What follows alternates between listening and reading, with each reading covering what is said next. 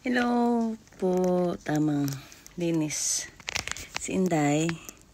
Tapos lilinisin ko tong aking mga sapatos. Naiuwi ko na lahat yung iba kong mga sapatos Pinas, kaso naipunan na ulit ako. Hindi po ako nagpapahili. Gusto ko lang po linisin at iniipis na kasi hindi ko na sila nagagamit. Paborito kong gamitin pagpasok, ito lang. Tapos bibihira ko lang yung pagkagamitin. Ewan ko ba? Ganun ba talaga pag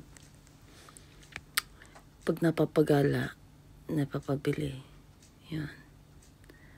Koleksyon. Ang kalat ng bahay ko. Kailangan na maglinis. Linis. Ito, favorite ko yan. Yan. Di pa nagagamit yung iba. Yung mga tag pa.